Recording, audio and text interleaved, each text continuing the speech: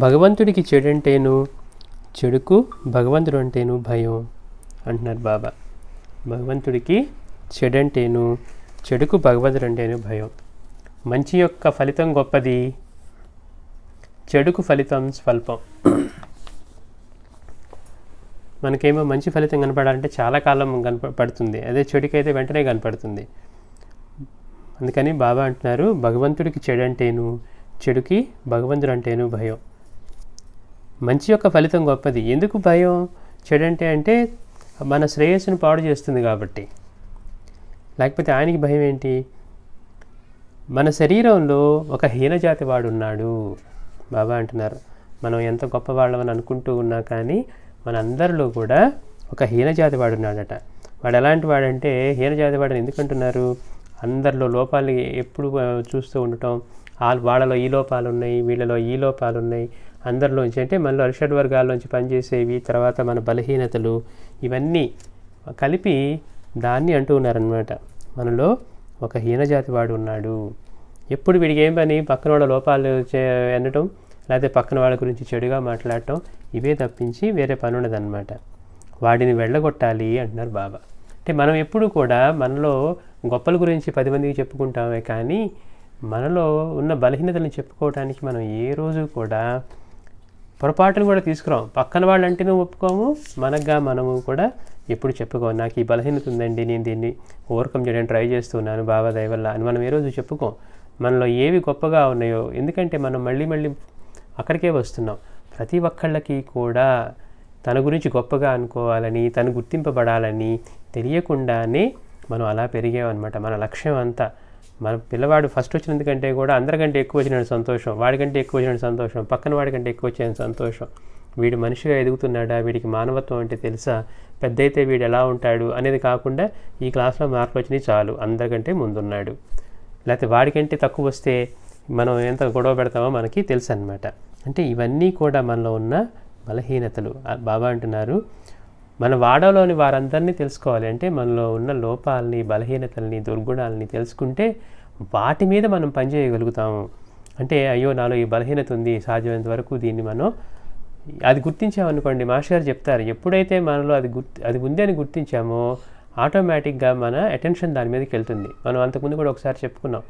ఎవరో ఒక మాస్టర్ గారు చెప్తారు, వాడెవడో పాపం అమాయకంగా ఎవరేం చెప్పినా కానీ ఒక జోక్ చెప్పినా నవ్వేటప్పుడు నోరంతా తెరిచి నవ్వేవాడంట. వాడేమో పాపం నవ్వుతూ ఎంజాయ్ చేస్తుంటే చూసేవాళ్ళు వాడేంటి ఎంత భయంకరంగా నవ్వుతున్నాడు, నోరంతా తెరిచాడు, లోపలంతా కనపడేట్టు వికృతంగా నవ్వుతున్నాడు, ఇలా అనుకున్నారట.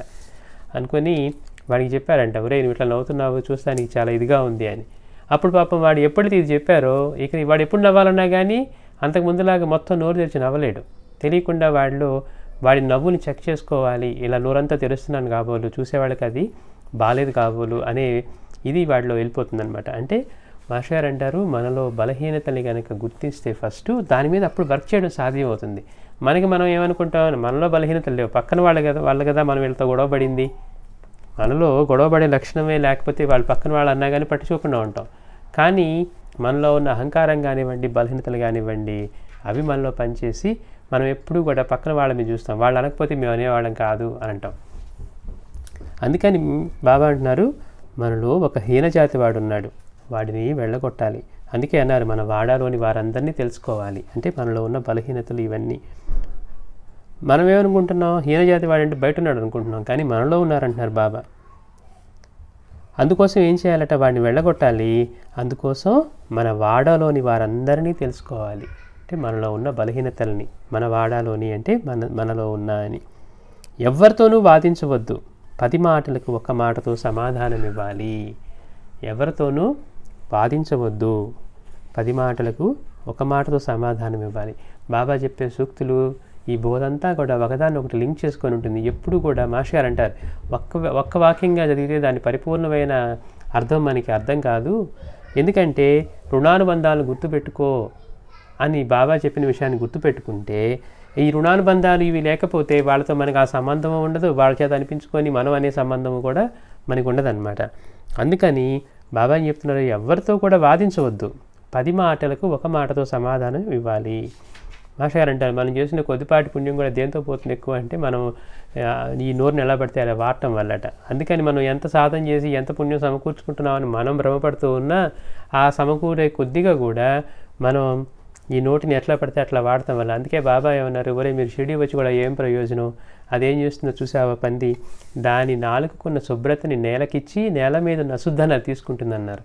అంటే ఏంటట, అది తీసుకోవటమే కాదు దాని శుభ్రతను కూడా నేలకిస్తుంది అన్నారు. మనకు ఆ విషయం ఎప్పుడు కనపడదు, అది అశుద్ధం తీసుకుందాం అనుకుంటున్నాం. అందుకని ఒకళ్ళని మనం నింద చేసినా దూషణ చేసినా కానీ వాళ్ళ పాపాన్ని తీసుకోవడంతో పాటు మనం సంపాదించుకున్న పుణ్యాన్ని కూడా వాళ్ళకిస్తున్నామట. అందుకే బాబా అంటారు, నిన్నెవరైనా నిందించినప్పుడు నువ్వు మౌనంగా ఉన్నావంటే నీకు ఎంతో మేలు జరుగుతుంది, అలాంటి వాళ్ళు నాకు ఇష్టలు అన్నారు బాబా. కాకపోతే ముందు మన సూక్ష్మంగా మన అహంకారం పనిచేసి వాళ్ళు అనేవాళ్ళ నేనేమనలేదు కదా నన్ను ఎందుకు అన్నారు, కానీ దాని చాటున్న ప్రయోజనాన్ని కూడా మనం గుర్తుపెట్టుకోకుండా మన అహంకారాన్నే మనం పోషిస్తూ ఉంటాం అన్నమాట. అందుకని బాబా అంటున్నారు, 10 మాటలకు 1 మాటతో సమాధానం ఇవ్వు, ఎవరితోనూ వాదించవద్దు. 10 మాటలకి 1 మాటతో సమాధానం ఇవ్వాలి. అదే మనం చూడండి, గొడవలో కూడా పక్కన వాళ్ళు ఎంత అరుస్తున్నా మనం కామైపోతే పక్కన వాళ్ళకి ఇంక గొడవ పడటానికి ఉండదు, ప్రవోక్ చేయలేమన్నమాట. అదే మనం కూడా తిరిగి అంటూ ఉండి లేకపోతే వాళ్ళు తిరిగి అంటూ ఉంటే గంటలు గంటలు అది వెళుతూ ఉంది. అదే ఒకసారి గొడవ అవగానే వెంటనే మనం నోరు మూసుకొని కాముకున్నాం అనుకోండి, అప్పుడేమవుతుంది, ఆ గొడవ కూడా పెరగదు. అందుకని నువ్వు 10 మాటలకు 1 మాటతో సమాధానం ఇవ్వాలి. మనుషులు వారంతా ఒకరి నుంచి ఒకరు వేరనుకుంటారు, కానీ అదే పొరపాటు అన్నారు బాబా. మన అనుభవంలోనేమో మనం అంటే ఈ మన దేహము మనం సంపాదించుకున్నవి మన గొప్పలు ఇవే తప్పించి ఇంకా వేరే పరిమితంగా ఉన్నాం తప్పించి వేరేగా ఎటువంటి అనుభవం మనకు లేదు. కానీ అసలైన అజ్ఞానం, మనకున్న బలహీనతలు, మనకున్న ప్రతి ఒక్క అరిషడ్ వర్గాలు ఎన్ని దేనివల్ల అవుతున్నాయి, నేను ఈ దేహం అన్న భావం వల్ల మనకి కావాలని, ఇష్టమని, కోపమని, వాళ్ళ మీద శత్రుత్వం, వీళ్ళ మీద ద్వేషం, వీళ్ళ మీద ప్రేమ, వీళ్ళ మీద మమకారం, లేకపోతే వీళ్ళ మీద అసూయ, వీళ్ళ మీద క్రోధం, ఇన్ని రకాలుగా ఉండే భావాలన్నీ దేనికని, మొదట నేను పరిమితం, నాకు సంబంధించిన దానికి అన్నీ నాకు ఇష్టాలు అయిష్టాలు ఉండటం వల్ల అవన్నీ ఏర్పడుతున్నాయి. నేను అన్న అనుభవమే మనంటికీ కూడా, నేను అంటే ఈ దేహమే అన్న అనుభవమే మనలో ఉన్న బలహీనతలన్నిటికీ కూడా కారణం. అదే లేదనుకోండి, ఆ పరిమితంగా లేకపోతే అటువంటి ఇబ్బందులే మనకు ఉండవు అన్నమాట. అందుకని బాబా అంటున్నారు, మన వాడాలోని వారందరినీ తెలుసుకోవాలి, ఎవరితోనూ వాదించవద్దు, 10 మాటలకు 1 మాటతో సమాధానం చెప్పు. మనుషులంతా ఒకరి నుంచి ఒకరు వేరనుకుంటారు, కానీ అదే పొరపాటు. నేను నీలో ఉన్నాను, నీవు నాలో ఉన్నావు, ఇలా భావం చేస్తూ ఉండు, అదే అనుభవం అవుతుంది అన్నారు. సాయి నాలోనే ఉన్నారు, నాలో ఉన్న చైతన్యం అంతా ఆయనే, నేను ఎక్కడున్నాను, ఉన్నదంతా ఆయనప్పుడు నేను ఎక్కడ ఉంటాను, సాయిలోనే ఉంటాను అనమాట. అంటే ఒక సర్కిల్లో కనుక ఒక చిన్న డాట్ పెట్టామనుకోండి, ఆ డాట్ మనం అనుకుంటే మనం సాయిలో ఉన్నట్టు, ఆ సాయి మనలో ఉన్నట్టు అనమాట. అంటే మనలో ఉన్న చైతన్యం అంతా కూడా ఆయనే. ఆయన కాకుండా అన్యంగా ఏం లేనప్పుడు మనం ఎక్కడ ఉంటాము, మనం కూడా ఆయనలోనే ఉన్నాము. అందుకని వేరన్న భావం తీసి బాబా అంటున్నారు, నాలో నీవు ఉన్నావు, నీలో నేనున్నాననే భావం చేస్తూ ఉండు. ఏమవుతుందంటే అలా చేస్తే ఒక రోజుకి అది అనుభవం అవుతుంది అన్నారు. అల్లా కానిది ఏదీ లేదు. అంటే ఇది మొత్తం కూడా ఆయన స్వరూపమే, అల్లా కానిది ఏదీ లేదు. ఆయన పేదల పాలిటి పెన్నిది. మళ్ళీ అంటున్నారు, దైవం ఇచ్చింది పోదు, మానవుడిచ్చింది నిలవదు అంటున్నారు బాబా. మనం దాని గురించి వివరంగా చెప్పుకున్నాం. దైవం ఇచ్చింది పోదు, మానవుడిచ్చింది నిలవదు. అంటే మనం అందరూ మన దగ్గరికి వీళ్ళ దగ్గర నుంచి వచ్చే గుర్తింపు కోసం లేదా కానుకల కోసం వీటి కోసం మనం తాపత్రయపడి మనం వాటిని గొప్పగా అచీవ్మెంట్స్గా చెప్పుకుంటాం. కానీ సాయి తన బాల్యం గురించి చెప్తూ, నేను ఒకప్పుడు ఇలా జరీ వస్త్రాలు, ఈ పంచలు లేకపోతే ఇవన్నీ నేర్చేటప్పుడు నా పనితనానికి యజమాని మెచ్చి నాకు ఇవన్నీ డబ్బులు సత్కారం చేసినా కానీ అవన్నీ వదిలేసి వెళ్ళిపోయాను అన్నారు. కారణం ఏంటట, భగవంతుడు ఇచ్చింది పోదు, మానవుడు ఇచ్చింది నిలవదు. మనకు మానవుడు ఇచ్చేది ఏది నిలవదు, భగవంతుడు ఇచ్చేది శాశ్వతమైన ఆనందం. అందుకని అది ఎప్పుడు మనతోనే ఉంటుంది. ఇలా కొద్దిగా ఇచ్చేవి ఈ మానవులు ఇచ్చేవేమో అవి నిలిచేవి కాదు. ఆ పూట ఇచ్చింది ఆ క్షణం ఉంటుంది, రేపు మళ్ళీ ఇచ్చిన వాళ్ళే సరిగ్గా మనతో ప్రవర్తించకపోతే నిన్న చెప్పుకునేది రేపు ఉండదన్నమాట. అంటే ఒక్క క్షణం ఆలోచిస్తే మనం ఆ క్షణాన్ని అనుకుంటున్నామే కానీ ఇవాళ అబ్బో చాలా గొప్పగా చేశారంటే అనుకున్నాం, తర్వాత రోజు వాళ్ళే మనల్ని ఏదో అన్నారని తెలిసింది, ఏమైపోతుంది మన పరిస్థితి, తలకిందులైపోతుంది అనమాట. అందుకని ఎప్పుడు కూడా వాళ్ళ గుర్తింపు కోసం మనం తాపత్రయపడకుండా బాబా చెప్పినట్టుగా మనం ఆయనకి ఇష్టం ఎలా కావాలి, ఆయన చెప్పిన దాన్ని మనం ఆయనకి దగ్గర ఎలా కావాలి, ఆయన దగ్గర నుంచి మనం ఎలా పొందాలి, ఇది మనం తెలుసుకోవాల్సింది. అది బాబా చెప్తున్న మాట అన్నమాట. 10 మాటలకు ఒక మాటతో సమాధానం ఇవ్వు, ఎవరితోనూ వాదించవద్దు, మంచికి ఫలితం గొప్పది, చెడుకి ఫలితం స్వల్పం. శ్రీ సచ్చిదానంద సద్గురు సాయినాథ్ మహారాజు కీ జై.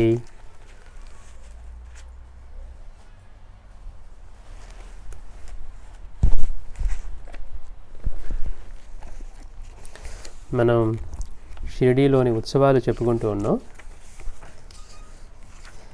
గత వారం ఈ హారతులు ఎలా స్టార్ట్ అయ్యాయి, లెండి యాత్ర, తర్వాత ఉరుసు, శ్రీరామనవమి, వీటి గురించి చెప్పుకున్నాం. అక్కడ జరిగే ఏ ఉత్సవాలకైనా ఈ రామనవమి, ఉరుసు కూడా ఒకే రోజు జరిగేవట. అవి ఎంతో గొప్పగా, ఎందుకంటే బాబా అనుమతి కోరినప్పుడు బాబా అనుమతించారు. ఈ రెండిట్లో కూడా హిందువులు, ఈ ముస్లింలు ఇద్దరూ కూడా ఎంతో కలిసిపోయి వాళ్ళు ఆ పండుగలు చేసుకునేవారట. అప్పుడు ఆ మత ద్వేషాలు, ఆ భేదభావాలు ఏమీ లేకుండా. ఎందుకంటే బాబా యొక్క అవతార కార్యంలో అది ముఖ్యమైన భాగం, మత సామరస్యం. అంటే మానవత్వంతో పాటు ఇప్పుడున్న ఈ మతాలతో కొట్టుకులాటం అనే దాని నుంచి ఆయన సమన్వయం చేయడానికి అవతరించిన అవతారం. అందుకే ఆయన ఏ మతానికి చెందకుండా అన్ని మతాలు ఆయనకి చెందేట్టుగా చేసుకున్నాడు అనమాట. అన్ని మతాలు ఆయనకే చెందుతాయి. అట్లా వీళ్ళు ఎంతో అద్భుతంగా, వీళ్ళు హిందువులు, ముస్లింలు అందరూ కలిసిపోయి ఆ రెండు పండుగల్ని ఒకే రోజు చేసుకునేవారట. అందుకని రామనవమి కూడా అంత గొప్పగా జరిగేది. అట్లా ఇవన్నీ కూడా భక్తులు వాళ్ళు చేసుకోవాలని ప్రోత్సాహం వచ్చి వాళ్ళు బాబాని అడిగినప్పుడు ఆయన అనుమతి ఇచ్చినవి. అలా కాకుండా బాబా మనకి స్వయంగా మీరు చేసుకోండి అని చెప్పి చేయించిన పండుగ ఏదన్నా ఉందంటే గురు పౌర్ణిమ. ఆయన పరిపూర్ణమైన సద్గురువు. ఆయన ఏం చేస్తున్నారు ఇక్కడ, మనం గురు పౌర్ణమి రోజు అంటే వీళ్ళకి తెలియకపోవటం వల్ల గురువుని ఆశ్రయించి పూజించి ఆయన నుంచి మేలు పొందండి అని మనకి తెలియజేస్తూ 1908లో ఒకరోజు పండర్ నుంచి వచ్చిన కృష్ణజీ నుల్కర్ చావడిలో ఉన్నాడు. బాబా అన్నారట శ్యామతో, ఆ ముసలయ్య అంటే ఆ నూల్కర్ని దుని వద్ద ఉన్న స్తంభాన్ని పూజించుకోమని చెప్పు అని అతడు చెప్పి రాగానే మీరంతా కూడా చేసుకోరోదా అన్నారు. ఆ నూల్కర్ వచ్చి, ఆ కృష్ణజీ నూల్కర్ వచ్చి మసీదులో కూర్చుంటే శ్యామాని పిలిచి బాబా అంటున్నారట, ఆ ముసలయ్యను వెళ్ళి దుని వద్ద ఉన్న స్తంభాన్ని పూజించుకోమని చెప్పు అని అనగానే శ్యామ ఏం చేశాడు, వెళ్ళి బాబా ఇలా చెప్పారు మీకు అని చెప్పి వచ్చారట. అతను చెప్పి రాగానే బాబా అంటున్నారు, మీరంతా కూడా చేసుకోరాదా అన్నారు. మరి శ్యామకేమో బాగా బాబా దగ్గర చనువు కాబట్టి అతను అన్నాడు, సాయి, అప్పుడు బాబాతో అంటున్నారు, దేవా మీకైతే మేము చేస్తాం కానీ స్తంభాన్ని ఎందుకు పూజిస్తాము అన్నారు. మీరు పూజ చేసుకోమన్నారు, బాగానే ఉంది, కానీ మీకు పూజ చేయమంటే చేస్తాం, కానీ దునిలో అక్కడ మసీదులో ఉన్న స్తంభానికి పూజ చేయమన్నారే, దాన్ని ఎందుకు పూజిస్తాము అన్నారు. మొదట అంగీకరించని బాబా అతడు పట్టుబట్టిన మీదట ఒప్పుకున్నారు. మేము మీకే పూజ చేసుకుంటాము, స్తంభాన్ని ఎందుకని గట్టిగా పట్టుబట్టిన తర్వాత బాబా ఒప్పుకున్నారట. ఇంతలో నూల్కర్ పంచాంగం చూస్తే, ఏంటి బాబా ఈరోజు విశేషంగా పూజ చేసుకోమని చెప్పారని చెప్పి ఆ మొదట కృష్ణజీ నూల్కర్కి చెప్పమన్నారు కదా బాబా, అది ఆ రోజు ఆయన పంచాంగం చూస్తే ఆ రోజు వ్యాస పూర్ణిమ అంటే గురు పూర్ణిమ. తాత్య, దాదా కేల్కర్ వీళ్ళందరూ, శ్యామ మొదలైన వారు సాయికి ధోవతులిచ్చి పూజించారు. ఈరోజు గురు పూర్ణిమ, అందుకని బాబా ఈరోజు మనల్ని పూజ చేసుకోమన్నారు అని వాళ్ళు గుర్తించి వాళ్ళు వెళ్ళి ఆ రోజు బాబాకి ధోవతులు అవి ఇచ్చి పూజించారట. అప్పటి నుండి షిరిడీలో గురు పూర్ణిమ చేసుకోవడం ఆధారమైంది. సాయి నోటి మీదుగా భక్తులకు చేసుకోమని చెప్పిన ఉత్సవం ఇదొక్కటే. మిగిలినవన్నీ అక్కడ జరుగుతూ ఉంటే బాబా అనుమతిచ్చారు, కానీ ఇది మాత్రం స్వయంగా అంటే గురువుని సేవించి. ఎందుకని బాబా అన్నారు కదా, మనం ఎందుకు వచ్చాము, గురువుని తెలుసుకోవాలి, లేకపోతే పిడకలు ఏరుకోవడానికా అన్నారు. అందుకని గురువుని ఆశ్రయించి శ్రేయస్సును పొంది మన జీవితాన్ని ఆయన అనుగ్రహంతో సార్థకం చేసుకోమని. ఆ రోజు గురు పూర్ణిమైనా కానీ వాళ్ళెవరికి తెలియకుండా గురువుని పూజించే సాంప్రదాయం తెలియకపోవటం వల్ల బాబా చూడండి, మనం అంతకుముందు ఒక భక్తుడు అప్ప అని ఆయన ఏం చెప్పాడు, కన్నడ దేశంలో నువ్వు ఉత్తరంగా వెళ్ళినప్పుడు నీకు ఒక మహాత్ముడు లభిస్తాడు అన్నారు. ఇతను అక్కడికి వెళ్ళగానే బాబా ఏం చేశారు, నీకు అప్పా చెప్పిన మాట నిజమే అన్నారు. అంటే గమ్మత్తుగా ఏంటంటే ఆయన ఎంతటి నిరాడంబరుడు అంటే ఈ రోజుల్లో గురువుల్లాగా ఇప్పుడు ఉత్తరాలు రాసేటప్పుడు కూడా మీ గురుదేవులు అని వాళ్ళకి వాళ్ళే రాసుకుంటారట. కానీ సాయి ఏమో ఇక్కడ ఆల్రెడీ అప్ప చెప్పాడు, నువ్వు అక్కడికి వెళ్ళినప్పుడు నీకు గొప్ప మహాత్ముడు లభించి నీకు మార్గం చూపుతారని.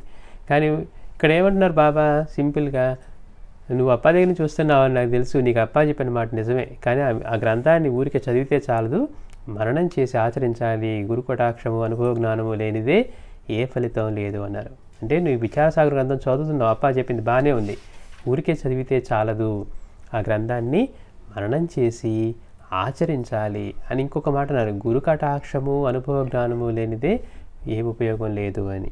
అంటే మాస్టర్ గారు అంటారు, ఒరే అప్ప చెప్పాడే నీకు మహాత్ముడు కనపడతాడని, ఆయన నేనేరా అని కూడా చెప్పుకోనంతటి నిరాడంబరుడు అంట ఆయన.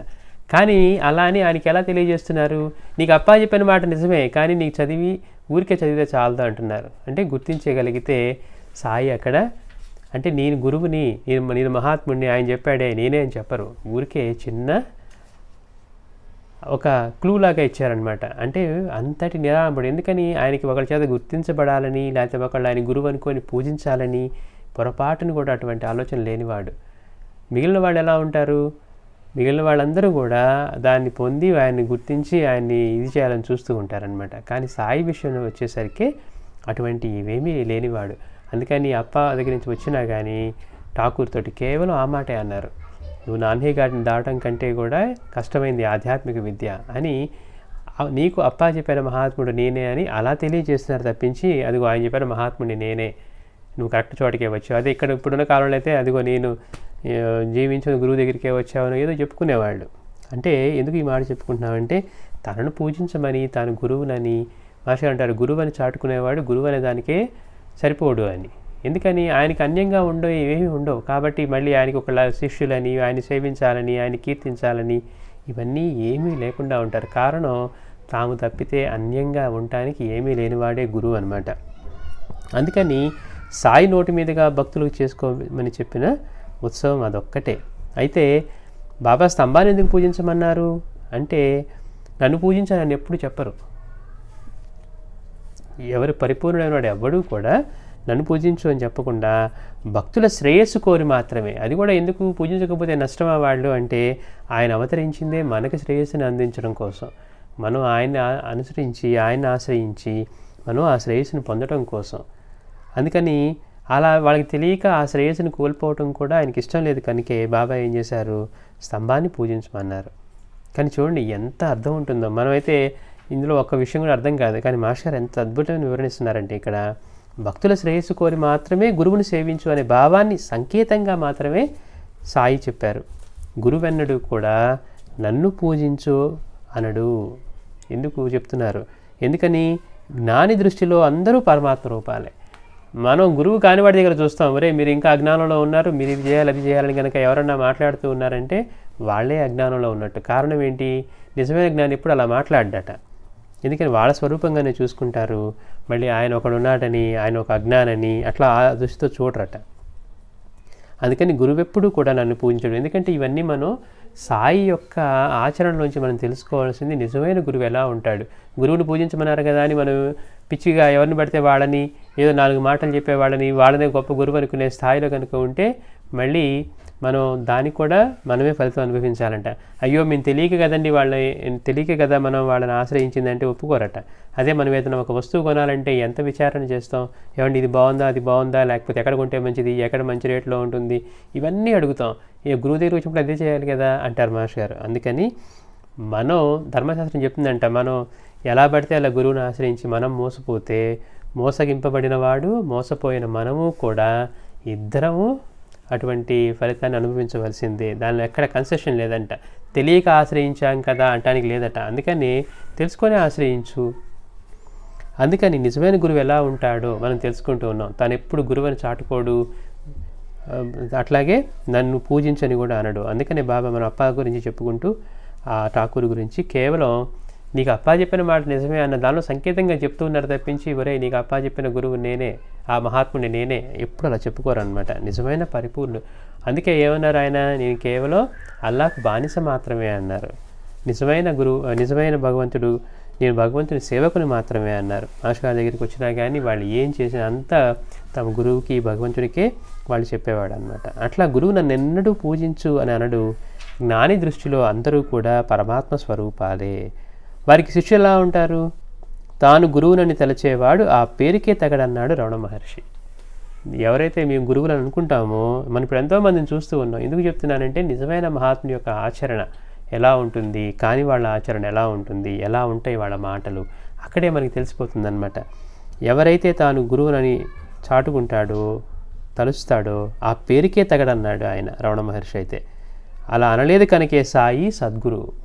ఎందుకు సాయి ఇంతటి గొప్పవాడు అంటే ఏ వేరు పెట్టి చూపించడానికి ఆచరణలో ఎటువంటి ఇది లేనివాడు. ఎందుకంటే అంతటి సద్గురుడు అనమాట. అన్యంగా తాను తప్పించి అన్యంగా ఉంటే తనను ఒకరిని తృణీకరించేవారు, గౌరవించేవారు, తనని గౌరవించాలి, పూజించాలి, తనని సేవించాలి, లేకపోతే తనకి శిష్యులు ఉండాలి, లేకపోతే తనకి ఆ భవనాలు ఉండాలి, సంస్థానాలు ఉండాలి, ఇలాంటివి ఏమి లేనివాడు. కేవలం జీవించినంత కాలం ఆ పంచ భిక్షతోటి జీవించి, అది కూడా అందరూ తీసుకున్న తర్వాత, అంటే ఆయన జీవన విధానం ఆచరణ పరిపూర్ణమైన వాడు ఎలా ఉంటాడు, రమణ మహర్షి కూడా ఎలా ఉండేవారు మనం తర్వాత చెప్పుకుందాం స్వామి గురించి కూడా. అలా అనలేదు కనుకే సాయి సద్గురుడు. ఇంటి కప్పును మోసే ఆధారం స్తంభం. అయితే బాబా ఎందుకు స్తంభాన్ని పూజించమన్నారు అంటే మాస్టర్ గారు చెప్తున్నారు, ఒక ఇంటి కప్పును మోసే ఆధారం ఏంటట, అది స్తంభం. ఆ స్తంభాన్ని బేస్ చేసుకొని ఆధారపడి ఉంటుంది. అది నేలలో దృఢంగా నాటుకుని ఉంటుంది. మనం ఏ స్తంభాన్ని బేస్ చేసుకొని మనం కప్పుకి బేస్గా పెడతామో ఆపడానికి, అదంతా ఎలా ఉంటుంది అంటే దృఢంగా నాటుకుని ఉంటుంది. అదే దాని బలము. ఆ బలంతోనే అది ఆ భవనాన్ని ఆశ్రయించే వారందరినీ రక్షిస్తుంది. ఆ కప్పు అంతా ఎలా రక్షిస్తుంది అంటే, ఆ కప్పు ఆ స్తంభానికి ఉన్న అది ఆ భూమిలో ఎంత బలంగా నాటుకొని కదలకుండా స్థిరంగా ఉందో, ఈ బరువంతా ఆపుతుందో, దాన్ని బేస్ చేసుకొని దాని కిందకు వచ్చిన వాళ్ళందరినీ అది అది వాళ్ళకి రక్షణ ఇస్తుంది.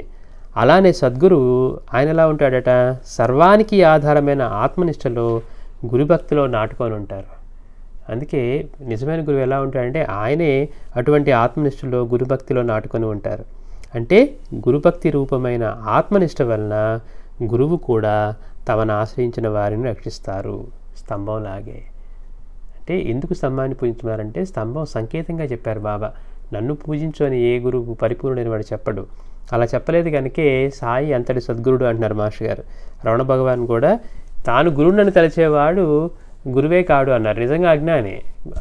జ్ఞానైన వాడు ఎప్పుడు తన నుంచి అన్యంగా వేరు ఉండడానికి అవకాశం లేకుండా ఉంటాడు. అలాంటప్పుడు మళ్ళీ వాళ్ళు ఉన్నారు, వాళ్ళ అజ్ఞానులు, వాళ్ళు ఇలా అని ఉండదన్నమాట. అయితే బాబా ఎందుకు చెప్పారు అంటే, ఒక ఇంటి మొత్తానికి ఇంటి కప్పుని ఆ స్తంభం ఎలా అయితే దాన్ని ఆధారంగా చేసుకొని దాన్ని భరిస్తూ ఉంటుందో, దాని బలం దేని మీద ఆధారపడి ఉంటుందంటే భూమిలో అది ఎంత బలంగా నాటుకొని స్థిరంగా ఉందో దాన్ని బేస్ చేసుకొని. అలాగే సద్గురువు కూడా సర్వానికి ఆధారమైనటువంటి ఆత్మనిష్టలో, ఈ మొత్తానికి ఆధారం ఏదైతే ఉందో ఈ చైతన్యం అంతా, దానిలో ఆ ఆత్మనిష్టలో గురుభక్తిలో ఆయన నాటుకొని, అంటే ఆయన అంత బలంగా స్థిరంగా ఉంటారు కాబట్టి అందుకని ఏమన్నారు, ఆయన ఏం జరిగినా కానీ ఇదంతా గురుకృపే అంటూ ఉన్నారు, ఆ రక్షణ అంతా కూడా. అట్లా ఆయన గురుభక్తిలో నాటుకొని ఉన్నారు. అంటే గురుభక్తి రూపమైన ఆత్మనిష్ట వల్ల గురువు కూడా తమను ఆశ్రయించిన వారిని రక్షిస్తారు స్తంభంలాగే. గురు రూపాన్ని తగు రీతిన కొలవమనే సాయిభావం. అంటే బాబా సంకేతంగా చెప్తున్నారు, ఒరే మీకు ఈరోజు గురు పూర్ణిమ, మీరు దాన్ని కనీసం గుర్తించలేదు అని మనకి శ్రేయస్సు కోసం బాబా ఏం చేశారంటే వెళ్ళి మీరు స్తంభాన్ని పూజించుకోండి అన్నారు. అంటే సంకేతంగా మీరు గురు రూపాన్ని పూజించుకోండి, గురు రూపాన్ని తగు రీతిన కొలవమనే సాయిభావం. అంతేకాదు సాయి శరణానందులతో తాము మసీదులోని స్తంభం క్రిందనున్న గుహలో చాలా కాలం తపస్సు చేసినట్లు చెప్పారు. ఇంకా మనం బాబా మొదట్లో చెప్పిన మాటలు కనుక చూస్తే బాబా ఏం చెప్పారు, దీని కింద ఒక గుహ ఉంది, ఆ గుహలో నేను ఎంతో కాలం తపస్సు చేశాను, ఎవరన్నా ఇటువైపు వెళ్ళేవాళ్ళు ఫకీర్లు మహాత్ములు వస్తే మాత్రం బయటకు వచ్చేవాడిని, అప్పుడు నా గడ్డం పొడవుగా పెరిగి నేలను తాకేది అన్నారు. అట్లా కింద ఆ గుహలో కూడా చాలా కాలం తపస్సు చేసినట్లు సాయి చెప్పారు. చతుర్విధ ఫల పురుషార్థాలను సాధించుకోవడానికి సర్వజీవులకు ఆశ్రయము అవకాశము అయిన ఈ జగత్తనే ద్వారకామాయికి ఆధారమైన మూలస్తంభమే సకల విశ్వరూపుడైన సద్గురువు. చూడండి, మనకి భౌతికంగా కనపడేదానికి భాషలు అలా చెప్పి మళ్ళీ అది యోగ స్థితిలో కూడా ఎలా ఉంటుందో చెప్తూ ఉన్నారు. చతుర్విధ పరపురుషార్థాలను సాధించుకోవడానికి అంటే ధర్మార్థ కామ మోక్షాన్ని ప్రతి మనిషి యొక్క లక్ష్యం మనిషిగా వచ్చిన తర్వాత ఏంటట అంటే చతుర్విధ ఫలపురుషార్థాలను సంపాదించుకోవడమే, ధర్మాన్ని, అర్థాన్ని, కామాన్ని, మోక్షాన్ని. అట్లా సర్వజీవులు వాటిని సాధించడానికి ఆశ్రయము, అవకాశము అంటే ఈ ద్వారక అనే ఈ జగత్ అనే ద్వారకామాయికి ఆధారమైన మూలస్తంభమే సకల విశ్వరూపుడైన సద్గురువు. అందుకే అట్టి మహనీయుని ఇస్లాంలో కుతుబ్ అంటే కుతుబ్ అంటే ధర్మస్తంభం అంట. అట్లాంటి మహనీయుడిని ధర్మస్తంభము అంటారు. అయితే ఇక్కడ మళ్ళీ మాస్టర్ గారు యోగ భాషలో చెప్తున్నారు చూడండి, ద్వారకామాయి అనే ఈ శరీరం మూలాధారం నుండి సహస్రారం వరకు ఉన్న వెన్నెముక అంటే మేరుదండం అనే స్తంభం మీద ఆధారపడి ఉంటుంది. మనకి నిజంగా మనం గమ్మత్ ఏంటంటే మనలో ఏమున్నాయి, దేని మీద బేస్ చేసుకొని ఇవన్నీ ఉన్నాయి, మనలో జరిగే క్రియ మనం ఎన్నిసార్లు చెప్పుకున్నా కానీ బయట చెప్పుకుంటామే తప్పించి లోపలికి వెళ్ళి చూసే అవకాశం మనకి లేదనమాట. అంటే మనం సాధన చేయలేదు, మనకి ఇదంతా ఎలా కూర్చబడిందో కూడా తెలియదు. నిజానికి మన శరీరం దేన్ని బేస్ చేసుకొని నిలబడుతుంది అంటే మన వెన్నెముక మీద. వెన్ను లేదనుకోండి వాడికి మా కింద పడుకోవాల్సిందే, లేచి నిలబడలేడు. అంటే ఈ ద్వారకామాయి మన శరీరాన్నే కనుక ద్వారకామాయి అనుకుంటే ఈ శరీరం దేని మీద ఆధారపడి ఉంటుందంట, మూలాధారం నుంచి సహస్రారం వరకు ఈ షట్చక్రాలు, ఇక్కడ మూలాధారం మనకి ఇక్కడ నుంచి పైనుండే సహస్రారం వరకు కూడా ఈ వెన్నెముక అంటే మేరుదండము అనే స్తంభం మీద ఆధారపడి ఉంటుంది. అన్ని ఆధ్యాత్మిక స్థితులను తనలో ఇముడ్చుకున్న గురువుకి అది సంకేతం. అందుకే కుండల్ని ఇలాంటి భాషలు మాట్లాడుతూ ఉంటారు, కుండలిని శక్తి మేల్కుందని. అది ఎక్కడ మేల్కుంటుంది అంటే అది తెలిసిన వాళ్ళకి తెలుస్తుంది. ఆ చలనం అదంతా కూడా వెన్నులోంచే వస్తుందన్నమాట. అంటే అట్లా ఆ చైతన్యం అంతా కూడా దేన్ని బేస్ చేసుకుని ఉంటుంది అంటే మనం ఆధారపడి ఉన్నది ఆ మేరుదండము అంటే మన వెన్నెముక అనే స్తంభం మీద ఆధారపడి ఉంటుంది. అన్ని ఆధ్యాత్మిక స్థితులను తనలో ఇముడ్చుకున్న గురువుకి అది సంకేతం. నిరంతరం గురువును సేవించిన వారికి అప్రయత్నంగా ఆ మార్గం తెలుసుకొని యోగ విద్య సిద్ధిస్తుంది. మనం ఏముందండి, మనం బాబాజీ చదువుకుంటున్నాం, దీనివల్ల మనకి ఏం మేలు జరుగుతుంది, కోరికలు కష్టాలు తీరుతున్నాయి, అంతకుమించి ఆధ్యాత్మికంగా మనకి ఏమైనా ఫలితం ఉంటుందా? వాళ్ళు ఏమో కుండలిని యోగం అంటున్నారు, ధ్యానాలు అంటున్నారు, లేకపోతే ఇంకేదో చేస్తున్నారంటే మాస్టర్ గారు క్లియర్గా చెప్తూ ఉన్నారు. ఏమని? నిరంతరం గురువుని సేవించిన వారికి అప్రయత్నంగానే, అంటే మన ప్రయత్నం ఏమి సాధనలు ఇలాంటివి ఏమి లేకుండానే గురువుని సేవించే వారికి అప్రయత్నంగానే, అంటే మన ప్రయత్నమే లేకనే ఆయన దయతోటే ఆ మార్గం తెరుచుకొని యోగ విద్య సిద్ధిస్తుంది. సాయికి వారి గురువు వలన సిద్ధించినట్లు. అందుకే చూడండి, గురువు అనుగ్రహం పొంది కేవలం ఆయన గురువు కనుక ఆయన స్పర్శతోటో కనీసం మాటతోటో సంకల్పంతోటో ఒక పామరుడి మీద చేయబెట్టినా కానీ, ఒక చండాలుడి మీద చేయబెట్టినా కానీ వాడు అప్పటికప్పుడు బృహస్పతి అంతటి పండితుడయ్యేవాడు. ఎలా జరుగుతుంది అంటే గురువు యొక్క అనుగ్రహం పొందితే కేవలం ఆయన దయతోటే, ఎట్లయితే సాయికి ఆయన గురువు చేసినట్లుగా చెప్పారో అలా వారి గురువు వల్ల సిద్ధించినట్లు అప్రయత్నంగానే యోగ విద్య సిద్ధిస్తుంది. అదే సాయి చెప్పింది. అంటే మనకి ఈ మార్గంలో మనం అందుకే బాబా భుక్తి ముక్తి ప్రదంతో మన కష్టాలు కోరికలు తీరటమే కాకుండా ధర్మార్థ కామ మోక్షాల్లో మోక్షాన్ని కూడా ఆయనే ఇస్తారు. ఇప్పుడు ఆయన నిరంతరం కనుక మనం సేవిస్తే ఎట్లయితే సాయి తన గురువు నుంచి తాను పొందారో అలా. అందుకని ఈ మార్గంలో కూడా మన ప్రయత్నం లేకుండానే, అంటే నిరంతరం మనం ఈ సాధన చేస్తూ ఉంటే చాలు, అప్రయత్నంగానే అటువంటి మార్గం తెరుచుకొని యోగ విద్య సిద్ధిస్తుంది. సాయికి తన గురువు వలన సిద్ధించినట్లు అదే సాయి చెప్పింది. మాస్టర్ గారు అంటారు, కృష్ణుడు కూడా తనను పూజించమని చెప్పకుండా గోవర్ధనగిరిని పూజించమన్నారట. అక్కడ కూడా అంతటి మహాత్ముడు కనుక ఆయన కూడా కృష్ణ భగవానుడు ఒరే నన్ను పూజించండి రా అనలేదట వాళ్ళని. ఆయన రక్షణ ఇస్తూ మీరు ఆ గిరిని పూజించమంటే వాళ్ళు ఇలా ప్రశ్న వేయాల, మేము ఎందుకు స్తంభాన్ని పూజించాలని ప్రశ్న వేయకుండా వాళ్ళు ఆ మాటను పూజించారట.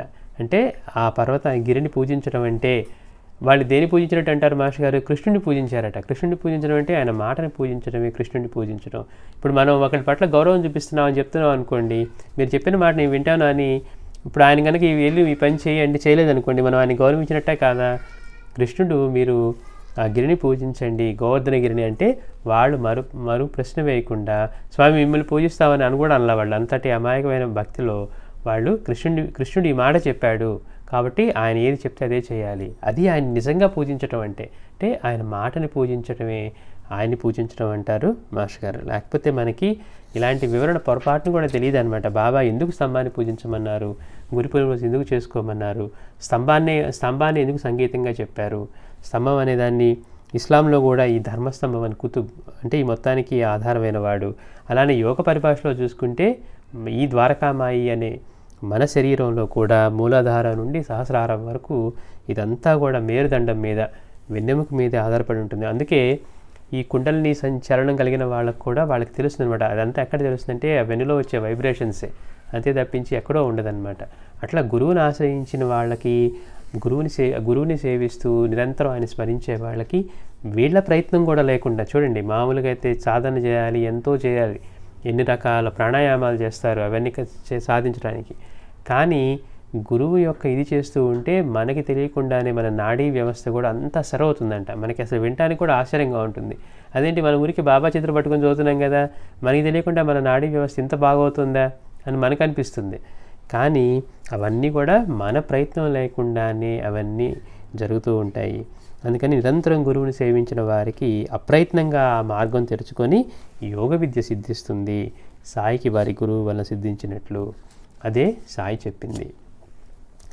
అంటే మనం బాబా చరిత్ర కూడా మాస్టర్ లాంటి మహాత్ముడు చెప్పిందని తెలుసుకుంటే తప్పించి దానిలో ఉన్న అర్థం కానీ, ఇంత వివరణ ఉంది అని కానీ, యోగ భాషలో ఇలా ఉందని కానీ, భౌతికంగా ఇలా కనపడుతూ ఉందని కానీ, ఇంకా నాకైతే కృష్ణుడు చెప్పిన విషయాన్ని కూడా వాళ్ళు ఆయన సంకేతంగా చెప్పారు, అయినా కానీ కృష్ణుడిని పూజించడం అంటే కృష్ణుడి మాటను పూజించడమే అని ఆ గొల్ల వాళ్ళందరూ కూడా ఎంతో భక్తితో గోవర్ధనగిరిని పూజ చేశారనే విషయం కనుక మనం తెలుసుకుంటే ఎంత ఆనందాన్ని ఇస్తుందో అనమాట. అంటే అటువంటి వివరణ ఒక పరిపూర్ణమైన మహాత్ముడే మనకి ఇవ్వగలరు. అందుకని మహర్షి గారి ద్వారా బాబాను చూడగలిగితే మనకి ఆయన ఇంకా ఇంకా గొప్ప మహాత్ముడిగా, అంటే ప్రతి మాటలోనూ ప్రతి చర్యలోనూ ఎంత బోధ ఉందో, ఆయన ఎంతటి గొప్పవాడో మనకు కనపడుతూ ఉంటారు. అట్లానే గోపాలరావు గుండ్ అనే అతను ఒకసారి శిథిలమైన మసీదును మరమ్మతు చేయించాలని రాళ్ళు తెప్పించి చెక్కించాడు. బాబాని చెట్టు కింద నుంచి మసీదులో తీసుకొచ్చినప్పుడు అది ఎలాంటి మసీదు, అది వాడుకలో ఉన్న మసీదు కాదు, పాడుపడిపోయి పైనుంచి అంతా కూలిపోతానికి రెడీగా ఉండి మోకాళ్ళలో గుంటలు ఉండేయట నేలలో కూడా. అంటే ఒక చదునుగా కూడా లేకుండా ఉన్న దానిలోనే ఆయన కేవలం ఒక గోనిపట్ట మీద గోడకు కూడా అనుకోకుండా కూర్చొని ఉండేవారట దునిని చూస్తూ. అలాంటి మసీదుకి ఇతను ఏమనుకున్నాడంటే మరమ్మతులు చేయించాలని రాళ్ళన్నీ తెప్పించి చెక్కించాడు. ఆ తర్వాత పని నానా చందోర్కర్కు నేల చదును చేసి బండలు పేర్చడం కాకా దీక్షిత్కు అప్పగించారు బాబా. మొదట శ్రీ సాయి ఇందుకు కూడా ఒప్పుకోలేదు. మనం చెప్పుకున్నాం, ఏ పని మొదలుపెట్టినా కానీ బాబా ఒప్పుకునేవారు కాదు. ఎలా చెప్పినా కానీ నాకు ఇక్కడే బాగుంది, చెట్టు కిందే బాగుంది, నీళ్ళలో ఉన్నా కానీ నీళ్ళలోనే బాగుంది అన్నారు. వర్షం పడినప్పుడు కూడా నాకు ఇక్కడ నా గురువు సమాధి కూడా ఇక్కడే ఉంది, నేను ఇక్కడే ఉంటాను, నాకు ఇక్కడ బాగుందన్నా కానీ భక్తులు ఆయన మీద ఉన్న చొరవతోటి ఆయన 2 చేతులు పట్టుకొని తీసుకువెళ్ళి ఆయన అల్లా మాలిక్ అంటం వల్ల, కఫనీ ధరించి ఉండటం వల్ల మసీదులో కూర్చోబెట్టారు. అట్లాగా ఆ మసీదుకి మరమ్మతుల కోసం ఇవన్నీ తెప్పించి సిద్ధం చేశారు. ఆ తర్వాత పనిని నానాచందర్కర్కు బండలు చదును చేసి ఇదంతా కూడా వీటిని పేర్చడం కాకా దీక్షిత్కు ఇద్దరికి అప్పగించారు. మొదట శ్రీ సాయి ఇందుకు కూడా ఒప్పుకోలేదు. మహల్సాపతి ఎలాగో ఒప్పించాడు. సాయి చావడిలో నిద్రించిన రాత్రి మసీదులో నేల బాగు చేసి ఎత్తైన పీఠం అమర్చారు. అంటే ఒక రాత్రి అక్కడ ఒక రాత్రి ఇక్కడ బాబా నిద్రించడం మొదలుపెట్టాక, అంటే చివరిలో అది 1910 ఆ సమయంలో అనమాట. ముదరంతా కూడా ఆ గుంటలు పడి దానిలోనే ఉన్నారు సాయి. అట్లా చావడిలో నిద్రించిన రాత్రి మసీదులో నేల బాగు చేసి ఎత్తైన పీఠం అమర్చారు. నాటి నుండి సాయి గోనె మీద కూర్చోవడం మాని దానిపై కూర్చొని ఆరంభించారు. 1914లో భక్తులు ఎంతో శ్రమపడి మసీదు ముంగిటంతా బాగు చేశారు. మొదట చాలా చిన్నదిగా ఉండి భక్తులకు ఎంతో ఇబ్బందిగా ఉండేది. ఆ మసీదు కూడా చాలా చిన్నదన్నమాట. దాని ముందు వాళ్ళు ఉన్న భాగం అంతా మనకి ఫ్లాట్గా బండలేసి శుభ్రంగా చేసి ఉండటం వల్ల మనకి తెలియట్లేదు.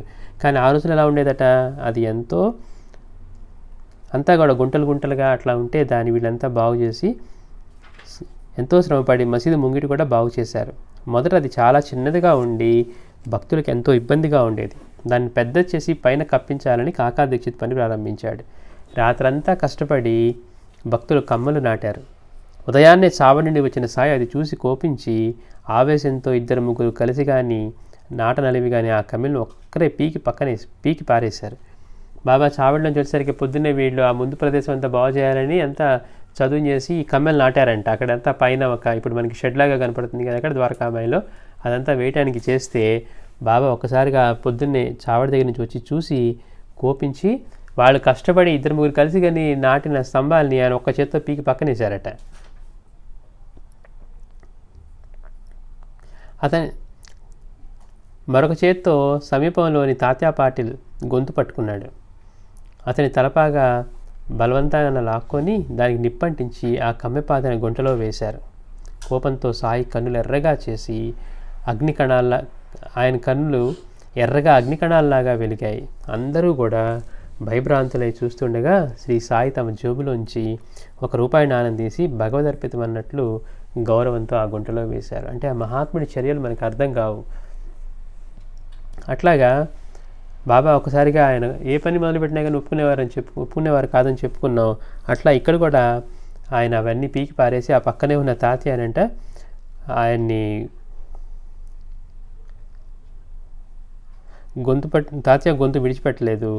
తర్వాత ఈ బాబా ఒక జేబులోంచి ₹1 నాణెం తీసి ఆ గుంటలోనే వేసి దానికి భగవదర్పితున్నట్లుగా చేశారట. ఈ తాత్య గొంతు మాత్రం ఇవన్నీ చేస్తూ ఉన్నా కానీ తాత్య గొంతు వదిలిపెట్టకపోవటం వల్ల అతను భయంతో వణికిపోతూ ఉన్నాడు. అతనికి ఏమి జరగనున్నదో ఎవరికి అంతుపట్టలేదు. బాబా ఇది పెట్టుకొని ఉంటే అతను తాత్య ఏమో భయపడి వణికిపోతూ ఉన్నాడు. భక్తులకేమో ఏం జరగబోతుందో అర్థం కాలేదు. జోక్యం చేసుకోవడానిక ఎవరికి ధైర్యం చాలేదు. ఎందుకని సాయి అంత కోపంతో కన్నులు ఎర్రగా అగ్నికణాలాగా వెలుగుతూ ఉన్నాయట. అట్లా ఉండేసరికి ఎవరు జోక్యం చేసుకోవడానికి కూడా ధైర్యం చాలేదు. చివరికి ధైర్యం చేసి వారింపజూచిన బాగోజీని బలంగా నెట్టి అతని మీద ఇటుక ముక్కలు విసిరారు సాయి. అంటే మనం చెప్పుకున్నప్పుడు కూడా అనుకున్నాం, బాబా దసరా అప్పుడు కూడా విజయదశమి రోజు ఆయన 2 సంవత్సరాల ముందు ఇంకా ఇది చెప్తారనగా ఆ రోజు కూడా ఆయన బట్టలను తీసేసి నగ్నంగా నుంచొని మూర్ఖులారా ఇప్పుడు తెలుసుకోండి నేను హిందువులో ముస్లింలు అని అన్నప్పుడు అప్పుడు కూడా అందరూ భయపడిపోతే ఒక బాగోజీ మాత్రమే ధైర్యం చేసి వెళ్ళి బాబా సుమా అని అందరూ సీమోల్లంఘనం చేసుకుంటే మీరు ఇంత ఆగ్రహించి భక్తులను భయపెడుతూ ఉన్నారని చెప్పి ఆయనే బాబాకి ఒక లంగోటలాగా కట్టారట. అట్లాగా ఇలాంటి సమయాల్లో పాపం బాగోజీ ఇప్పుడు కూడా వెళ్తే ఒక్కసారి అతని బలంగా నెట్టేసి అతని మీద ఇటుక ముక్కలు విసిరారు సాయి. కొంతసేపటికి ఆయన శాంతించి ఒక భక్తుని దుకాణం నుండి జరీ తలపాగా తెప్పించి తాత్యా తలకు చుట్టారు. ఇందాకేమో ఆ తలపాగా అవన్నీ తీసేశారు. ఇప్పుడు మళ్ళీ బాబానే ఆ జరీ తలపాగా తెప్పించి బాబా తాత్యా తలకు చుట్టారు. అంతకుముందు తాత్యాకు ఉన్న దాన్ని తీసుకొని నిప్పంటించి ఆ గుంటలో వేశారు. దాంతోపాటు ₹1 కూడా వేశారని చెప్పారు. ఆ తర్వాత బాబానే మళ్ళీ తెప్పించి అతనికి ఒక జరీ తలపాగా తెప్పించి తాత్యా తలకు చుట్టారు. అది చూసి భక్తులు ఆశ్చర్యపోయారు. ఇంతకుముందేమో కోపంతో అతని లాక్కొని అతని గొంతు పట్టుకొని ఇదంతా దానికి నిప్పంటించి అందులో వేశారు. ఇప్పుడేమో బాబా మళ్ళీ అంత ప్రేమగా శాంతించి అతని జరీ తలపాగా తెప్పించి చేసరికి భక్తులు ఆశ్చర్యపోయారు. చివరకు మసీదు మరమ్మతులన్నీ సక్రమంగా పూర్తయిన నాడు సాయి నీమ్గా వెళ్ళారు.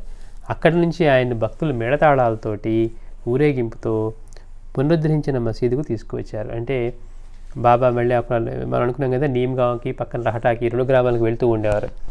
అప్పుడు ఒకరోజు ఆయన అది పూర్తయ్యే రోజున బాబా నీమ్గాం వెళ్తే బాబాని మళ్ళీ మసీదుకి అక్కడి నుంచి భక్తులు మేళతాళాలతోటి ఊరేగింపుతోటి ఆ పునరుద్ధరించిన అంటే ఆ గుంటలు పడి అంతా పైనుంచి కప్పు రాలిపోతూ ఉండేటువంటి ఆ మసీదు వీళ్ళంతా బాగు చేయడం వల్ల అక్కడికి తీసుకొచ్చారు. ఈ కట్టుబడిని చేసిన వారిలో కొండాజీ, గాబాజీ, తుకారాం అనే 3 సోదరులు వడ్రంగి కుటుంబానికి చెందిన వారు ప్రధాన పాత్ర పోషించారు. వాళ్ళ ధన్యులు అనమాట. అట్లా వాళ్ళ భక్తులందరికీ అక్కడికి వెళ్ళి చేసుకోవడానికి వీలుగా వాళ్ళు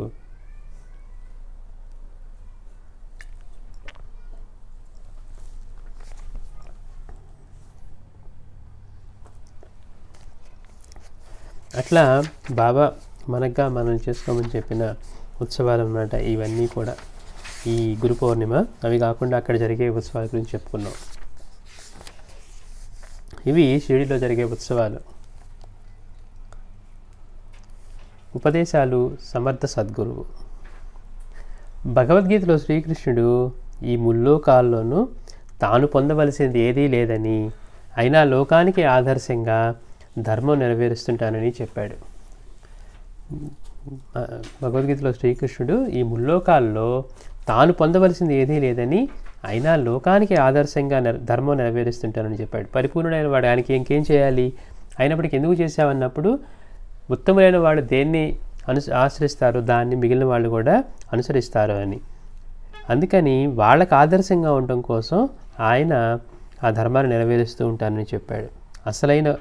సిసలైన గురువు కూడా పూర్ణసిద్ధుడైన సాధకునిలా స్వధర్మానికి చెందిన విధి నిషేధాలు పాటిస్తూనే భక్తుల భావాలకు తగినట్లు వారితో వ్యవహరించి తగు రీతిన సంస్కరిస్తారు.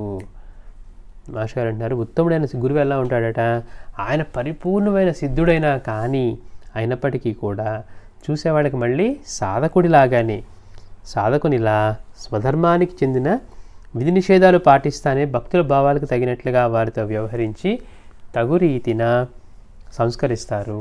అంటే నేను గురువుని అయిపోయాను కాబట్టి నేను అన్నీ వదిలేస్తానని చేయడట ఉత్తమమైన వాడు. ఎందుకంటే ఆయనే చేయలేదు కదా, మేము ఎందుకు చేయాలంటూ ఉంటారు. బాబా చేసినవన్నీ చేయకుండా బాబా ఇలా చేశారు కదా అంటారు. కానీ ఆయనలాగా మనం కూడా పేగులన్నీ తీసి బయటికి పెట్టగలిగినప్పుడు, మళ్ళీ కడిగి ఆరవేసి లోపల తీసుకుపెట్టుకోగలిగినప్పుడు, లేదా ఖండయోగం చేయగలిగినప్పుడు, అంటే బాబాలాగా అనే పదం వాడుతూ ఉంటారు కదా వీళ్ళందరూ, అలా కనుక ఆయనలాగా చేయగలిగితే అప్పుడు చెప్పుకోవచ్చు. అందుకని బాబా మాత్రం పరిపూర్ణుడైనప్పటికీ, నిజమైన గురువు ఎలా ఉంటాడంటే తాను పరిపూర్ణుడైనా కూడా సామాన్య సాధకునిలాగానే స్వధర్మానికి చెందిన విధి నిషేధాలు పాటిస్తూనే భక్తుల భావాలకు తగినట్లుగా వారితో వ్యవహరించి తగు రీతిన సంస్కరిస్తారు. ఈ అంశాలన్నీ కూడా మనం సాయిబాబాలో చూడవచ్చు. అందుకే ఆయన సమర్థ సద్గురువు. ఎందుకు ఆయన అంత సమర్థ సద్గురువు అంటే అంతటి పూర్ణుడై ఉండి కూడా, అంటే ఆచరణలో ఏది తీసుకున్నా కానీ ఇక ఎక్కడ మనం లోపాన్ని చూడలేము అనంతగా, అంటే ఏదైనా వెతుకుదామన్నా మనకి కనపడదు. మనం వెతికే కొద్ది అద్భుతమైన విషయాలే మనకి భావాల్లో కనపడితే తప్పించి ఇంకెక్కడ కూడా వేరే విధంగా కనపడడానికి ఆస్కారం లేనటువంటి ఇదనమాట. అందుకని ఆయన సిసలైన సద్గురువు.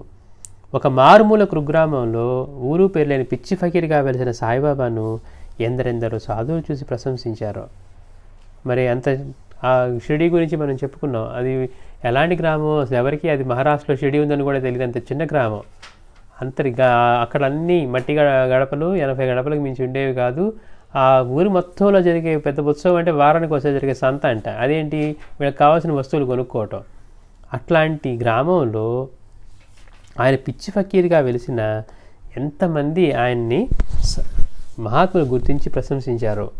అప్ప అనే కన్నడ సాధువు ఠాకూర్ను, తపోవనంలోని సాధువు బాలకృష్ణ ఉపాసనీ శాస్త్రిని, ఇమాంబాయి చోటేకాన్ను దర్వేష్ షా అనే ముస్లిం మహనీయుడు, అబ్దుల్లాను గురువైన అమీరుద్దీన్ ఫకీరు సాయి దర్శనానికి పంపారు. బాబా దగ్గర అబ్దుల్లాను కూడా ఈ అమీరుద్దీన్ అనే ఫకీర్ని ఆశ్రయించి ఉన్నాడట. ఒకరోజు అమీరుద్దీన్కి సాయి కల్లో కనపడి అబ్దుల్లాని పంపించని చెప్పారట. అందుకని ఆయన పొద్దున్నే లేచి నువ్వు సాయి దగ్గరికి వెళ్ళని చెప్పి అలా పంపించారు ఆ గౌరవంతో. అట్లానే బాలకృష్ణ ఉపాశాస్త్రిని, ఆ తపోవనంలోని ఉపాసనీ శాస్త్రిని, తర్వాత ఇందాక మనం చెప్పుకున్నటువంటి ఆ ఠాకూర్ని కూడా అప్ప ఏం చెప్పారు, నువ్వు ఉత్తర మార్గాన్ని వెళ్ళినప్పుడు నీకు ఒక గొప్ప మహాత్ముడు లభించి నీకు దారి చూపుతారు అని చెప్పి సాయి దగ్గరికి పంపించారు. అట్లా ఒక పిచ్చి ఫకీర్గా వెలిసిన ఆయన్ని ఎంతమంది సాధువులు ఆయన్ని గుర్తించి ప్రశంసించారో. అంతేకాకుండా ఉపాస్య దైవమైన శ్రీమన్నారాయణుడు తన ఉపాసకుడైన రేగేను, సప్తశృంగీదేవి తన పూజారిని కూడా దేవాది దేవుడు మునిజన వంద్యుడు అయిన సాయిని సద్గురువుని దర్శన సేవలకు పంపారు. మనం ఇప్పుడు వీళ్ళనే అనుకుంటే వీళ్ళే కాకుండా రేగే గురించి మనం చెప్పుకున్నాం. ఆయన చిన్నప్పటి నుంచి కూడా శ్రీమన్నారాయణ సూర్యుని బింబం మధ్యలో ఆయన శ్రీమన్నారాయణుడిగా ధ్యానం చేస్తూ ఉంటే అతనికి అద్భుతమైన అనుభవాలు కలిగి అందులో ఆయన దేహం నుంచి విడిపడి ఉన్నాడట. రెండో స్వప్నంలో ఏమో ఆయన పూజించే శ్రీమన్నారాయణుడు కనపడి, ఇదిగో నువ్వు షిరిడీ వెళ్ళి సాయిని ఆశ్రయించు అని అదని చెప్పి అక్కడికి తీసుకువెళ్ళారట. అంటే తను ఆశ్రయించిన శ్రీమన్నారాయణుడు కూడా ఆయన సాయి దగ్గరికే పంపారు. అట్లానే సప్తశృంగిదేవి పూజారి అయిన కాకాజీకి కూడా అమ్మవారు ఏం చెప్పారు, నువ్వు వెళ్ళి బాబాని సేవించు అంటే అప్పటికి బాబా గురించి అతను తెలియకపోవడం వల్ల త్రైముఖం వెళ్ళి ఆయన శివుణ్ణి కూడా బాబా అంటారు కాబట్టి శివుణ్ణి ఆరాధించాడు. అయినప్పటికీ కూడా అతని ఇబ్బందులు తొలగకపోవటం వల్ల మళ్ళీ ఇక్కడికి వచ్చి అమ్మవారిని పూజ చేస్తుంటే అప్పుడు అమ్మవారు చెప్పారు, నేను చెప్పింది షిరిడీలోని సాయి సమర్థుల గురించి అన్నారు. మరి ఆయనకేమో సాయి గురించి తెలియదు, లేకపోతే వెళ్ళి ఉండేవారు కదా. ముందు బాబా అనేసరికి అర్థం కాలేదు. అందుకని ఆవిడ మళ్ళీ స్వప్న దర్శనం ఇచ్చి నిన్ను ఆశ్రయించమని చెప్పింది షిరిడీలోని సాయి సమర్థుల గురించి అన్న తర్వాత బాబా కూడా ఎంతో అద్భుతమైన ఇది చేసి శ్యామ తన కష్టాలకి కారణమైన మొక్కులు ఏవో ఉన్నాయని తెలుసుకున్న తర్వాత అవి ఎక్కడ ఉన్నాయట మొక్కులు? ఈ అమ్మవారికి ఉన్నాయి, సప్తశృంగిదేవికి ఉన్నాయి. అక్కడికి వెళ్ళి ఇవ్వకుండా ఈయనే సకల దేవతా స్వరూపం కదా, ఇక్కడే చేద్దాం అనుకుంటే ఆయన బాబా ఏం చేశారు, అందరి దగ్గర రుణాలు అవి ఉన్నా కానీ ఇక్కడ స్వీకరించినా కానీ శ్యామాని మాత్రం నువ్వు వెళ్ళి అక్కడే ఆ మందిరంలోనే అమ్మవారికి సమర్పించరా అన్నారట. కారణం ఏంటి అంటే అదే బాబా గొప్పతనం. అక్కడ ఒక తన భక్తుడు అంటే అక్కడికి రావాలని చూస్తూ ఉన్నాడు షిరిడీకి, కానీ తన గురించి తెలియకుండా, మార్గం తెలియకుండా, షిరిడీ కూడా ఎక్కడ ఉందో తెలియకుండా ఉంది. కాబట్టి బాబా ఏం చేశారు, ఎప్పుడు ఎవరైనా మొక్కులు రుణాలు ఉంటే అక్కడ తీసుకుని స్వీకరించే ఆయన ఇక్కడ మాత్రం నువ్వు వెళ్ళి అమ్మవారికి సమర్పించడం అక్కడికి పంపించి తద్వారా ఈ పూజారిని అక్కడికి రప్పించుకున్నారనమాట.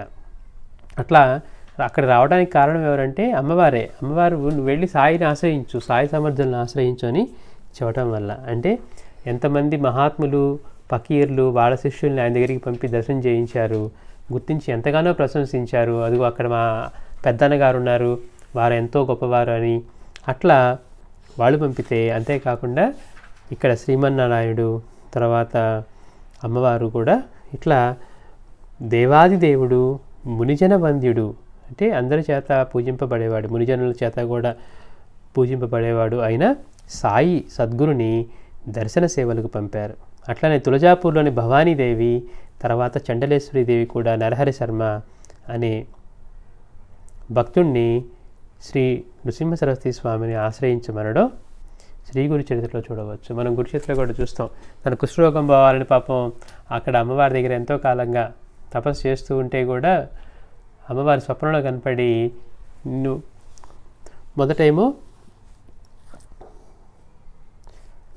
తులజాపూర్లో భవానీ దేవిని చెప్పి నువ్వు చండలేశ్వరిని ఆశ్రయించంటే అక్కడికి వెళ్తే మళ్ళీ అమ్మవారు అన్నారు శ్రీగుడి దగ్గరికి వెళ్ళమని అతనికి చెప్పినప్పుడు అతను ఒక్కసారిగా బాధపడ్డాడనమాట. ఏంటి మీరు ఇలా చూడటంలో మీకు శక్తి లేదని తెలియజేస్తున్నారా అని. అంటే చూడండి ఎంతటి అజ్ఞానమో, నువ్వు పూజించే వాళ్ళనే గౌరవించలేని స్థాయిలో ఉన్నావు అనమాట. అంటే అమ్మవారిని పూజిస్తున్నావు తగ్గిస్తుందని అమ్మవారు ఏం చెప్పారు, నువ్వు అక్కడికి వెళ్ళు అంటే మార్గం చూపించారనుకోకుండా ఆయన ఏం చేశాడంటే మీకు ఇలా ఇంతటి శక్తి స్వరూపం మీకు మాట్లాడడానికి మీకు సిగ్గుగా లేదా, మీకు ఈ శక్తి లేదని తెలియజేస్తున్నారా అని ఆయన వెళ్ళటానికి ఇష్టపడినప్పుడు మళ్ళీ అమ్మవారు ఎలాగో ఇక్కడి నుంచి మళ్ళీ పూజారి కనపడి చూడటం. అంటే మనం ఎవరిని ఆశ్రయించినా మళ్ళీ వాళ్ళు సద్గురువు దగ్గరికి పంపిస్తూ ఉన్నారనమాట. అంటే శివకేశవులను శ్రద్ధగా ఉపాదిస్తే ఆ దేవతలు సద్గురువును చూపుతారని, సద్గురు కృప కలిగినప్పుడు శివకేశవుల కృప అదే కలుగుతుందని శ్రీ గురు చరిత్ర చెప్తుంది. ఇది మనం తెలుసుకోవాల్సిందే. మళ్ళీ అయ్యో నేను గురువుని పూజిస్తూ ఉన్నాను, మళ్ళీ వాళ్ళని అంతకుముందు చేసి నేను మర్చిపోయాను, అసలు వాళ్ళకి పూజించట్లేదు, వాళ్ళు కోపడతారో వాళ్ళు ఏం చేస్తారో మనం అనుకున్నట్టుగా మనకి భక్తి కంటే కూడా భయంతో కూడిన భక్తే ఎక్కువ. ఎందుకంటే మళ్ళీ అక్కడ ఏం కీడు జరుగుతుందో, ఏం ఇబ్బంది కలుగుతుందనే భయం. కానీ గురు చరిత్ర అంతా చెప్తూ ఉంది. మనం దీపక వృత్తాంతం తీసుకున్నా కానీ గురువుని కనుక ఆశ్రయిస్తే గురువు యొక్క కృప లభించిందంటే శివకేశవుల కృప అదే లభిస్తుంది. ప్రత్యేకంగా వాళ్ళు కూడా చెప్పారు, నువ్వు గురువుని ఆశ్రయించి పూజిస్తే మమ్మల్ని పూజించినట్లే, ఇంకా మళ్ళీ నువ్వు మమ్మల్ని విడిగా పూజించక్కర్లేదు, మా కృప వల్లనే మీకు గురువు దొరుకుతారు. అంటే మనం హయ్యర్ స్టాండర్డ్కి వెళ్ళి అయ్యో నేను ఇప్పుడు 3rd క్లాస్ 4th క్లాస్ చదవట్లేదు అనుకున్నట్టు అనమాట. పెద్ద ఒక్కొక్క మన క్లాస్కి దాటి వెళ్ళిపోతూ అయ్యో నేను గతంలో చేసిన ఇప్పుడు చేయట్లేదా అంటే మనకి ఎలా ఉంటుందో అదనమాట పరిస్థితి. అందుకని సద్గురువు యొక్క కృప కలిగినప్పుడు శివకేశుల కృప అదే లభిస్తుందని శ్రీ గురు చరిత్ర చెప్తుంది. అంతేకాకుండా ఏంటట, దేవతల కంటే సద్గురువు అధికుడు అన్నది నిశ్చయం. హిందువుల్లో రేగేకు ఇప్పుడు మనం అనుకున్నట్టు శ్రీమన్నారాయణే పంపించాడు. అలానే బాలబాటేకు, ముస్లింలో షేక్ అబ్దుల్లా, అన్వర్ ఖాన్ వంటి వారికి ఉన్నతమైన ఆధ్యాత్మిక వికాసం మొదలుకొని ఎందరికో ఎన్నో రీతుల శ్రేయస్సును అనుగ్రహించారు సాయి. ఆయన ఆశ్రిత కల్పవృక్షం. ఆశ్రయించిన వారందరికీ కూడా ఆయన కల్పవృక్షం. నిజమైన భక్తితో ఎవరెక్కడ స్మరించినా సాయి వారి వెంటనే ఉండి రక్షిస్తారు. బాబా చెప్తున్నారు, నిజమైన భక్తితో ఏ భక్తుడు ఎక్కడ స్మరించినా కానీ వారి వెంటనే ఉండి రక్షిస్తారు. మనం ఏం చేస్తాం, భక్తిని వహించకుండా మన కష్టాలను కోరికలను తీర్చుకోవాలనే చూస్తాం.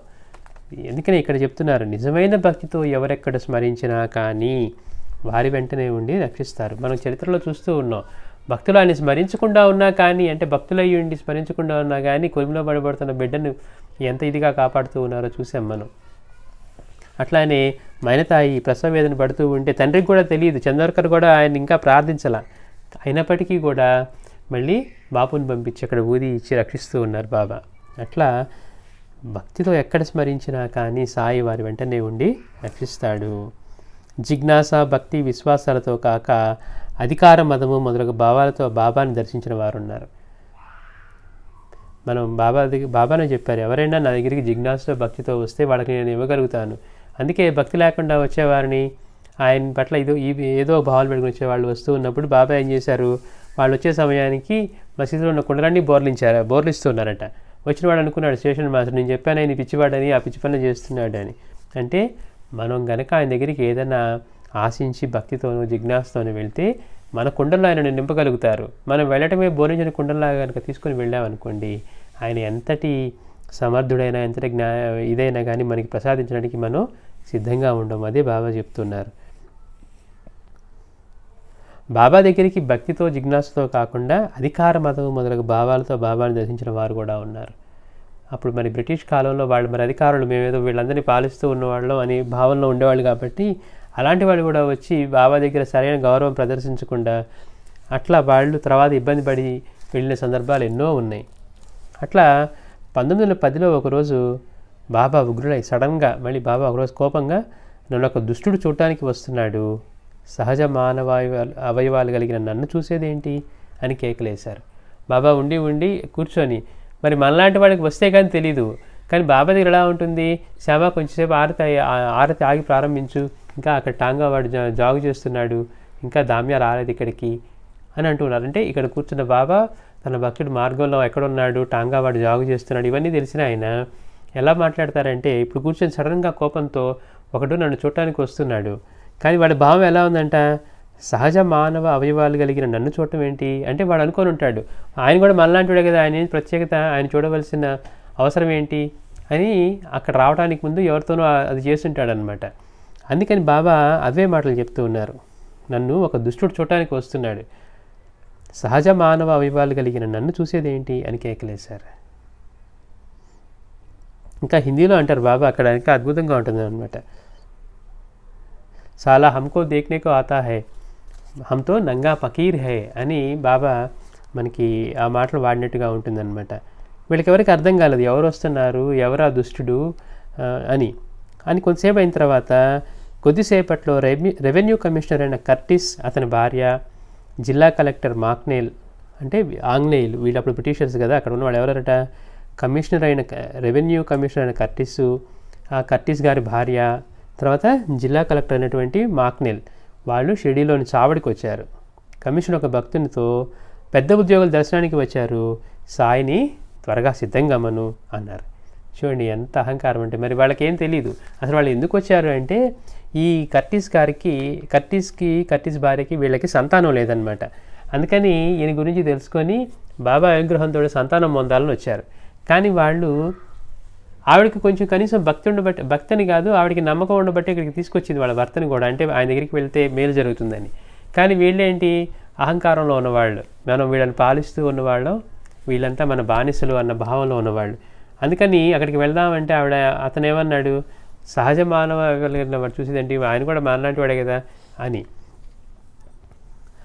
వీళ్ళు ముగ్గురు వచ్చి బాబా చావడికి వచ్చారట. వచ్చి అక్కడ ఒక భక్తుడితో ఏమన్నారు, బాబాని చూడటం కోసం మేము పెద్దవాళ్ళం వచ్చాం, ఆయన సిద్ధమై రమ్మని అన్నారట.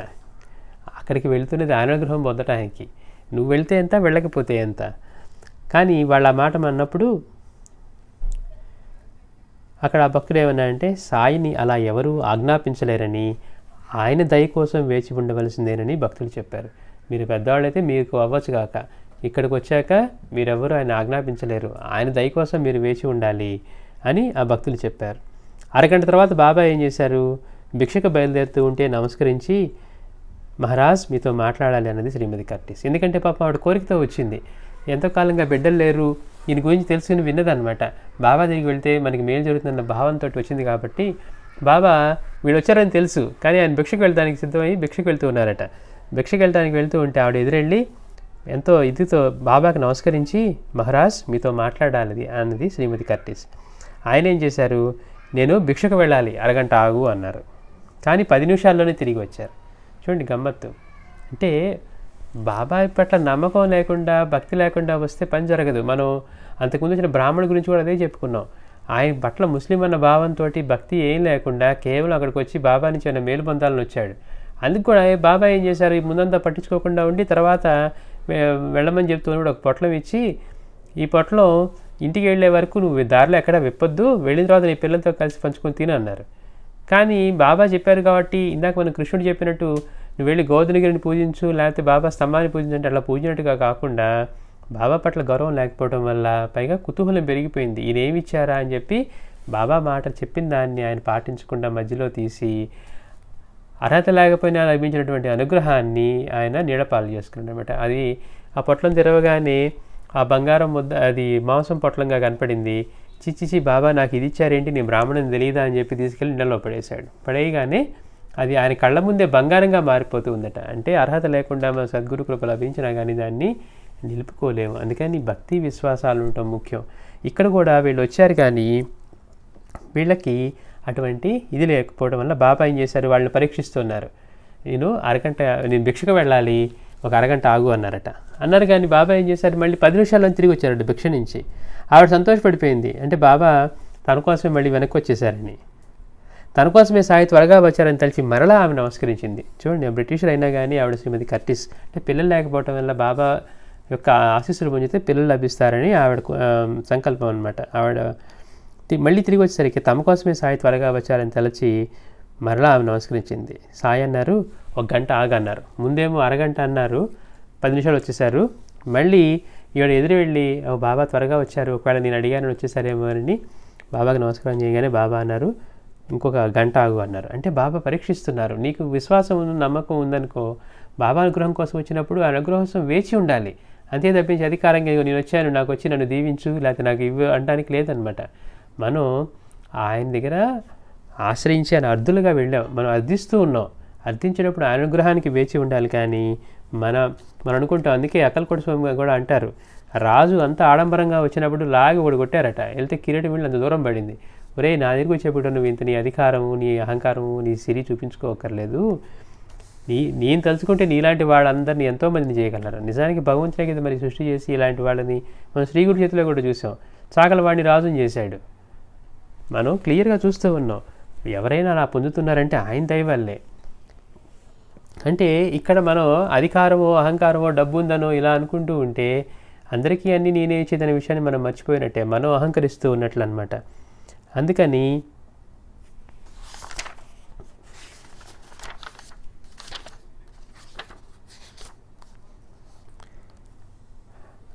వీళ్ళు మళ్ళీ బాబా పరీక్ష పెడుతూ నేను 1 గంట ఆగు అన్నారట అని చెప్పి మరలా భిక్షకు వెళ్ళారు. ఇక దీంతో బాబా మనల్ని నెగ్లెక్ట్ చేస్తున్నారు, మనల్ని పట్టించుకోవట్లేదని వీళ్ళ అహం దెబ్బతింది. అంటే వీళ్ళు అధికారులం కదా, మనం పెద్దవాళ్ళం, ఆయన ఏంటి మనల్ని పట్టించుకోలేదని చెప్పి కర్టిస్ పాపం ఆగేదేమో, శ్రీమతి కర్టిస్. కానీ అతని భర్త బాబా దగ్గరికి వచ్చేటప్పుడే ఆయన మనం చూసేదేంటి, మనలాంటి వాడే సామాన్యుడే అన్నందుకు బాబా ముందే అన్నారు, వాడిని చూస్తానికి వస్తున్నాడు, హమ్తో నంగా ఫకీర్ హై, హమారే పాస్ క్యా హై అని బాబా అన్నారనమాట. అట్లాగా వాళ్ళు ఇంకా గంట ఆగనేసరికి వాళ్ళకి సహనం చచ్చిపోయి బాబా మన కోసం అంటే మనకి వెంటనే దర్శనం ఇవ్వలేదని చెప్పి వాళ్ళు తిరిగి వెళ్ళిపోయారట. అహం దెబ్బతిన్న దొరలు వెళ్ళిపోయారు. అధికారుల మెప్పు కోసం ప్రాకులు ఆడటం సాధు సత్పురుషులకు నిషిద్ధమని ఆయన తెలిపారు. చూడండి, దీనిలో కూడా ఇవాళ మనం చూసే మహాత్ములు అనబడే వాళ్ళందరూ కొంతమంది దగ్గరికి అయితే కేవలం డబ్బున్న వాళ్ళు, పెద్ద పెద్ద అధికారులు, లేకపోతే దేశాన్ని పాలించేవాళ్ళు, వీళ్ళు వెళ్ళే నమస్కారాలు. సామాన్యుడికి అయితే అవేమీ అందుబాటులో ఉండవు. కానీ సాయి దగ్గరికి వచ్చేసరికి మనం చెప్పుకున్నాం, వచ్చినటువంటి ఆవిడ దగ్గర నుంచి జొన్నరొట్టె తీసుకొని బాబా కోసం వచ్చిన ఆవిడ రామనవమికి బాబా ఎన్నో విలువైన ఆహారాలు అక్కడ తీసుకొచ్చి అందరు నివేదన చేసినా కానీ బాబా ఏమన్నారు, మన ఆహారం ఇంకా రాలేదు, అదిగో ఆ గోడ బయట పాపం పెద్ద ఆవిడ ఒక ఆవిడ ఉంది, వెళ్ళి తీసుకొని రా అన్నారు.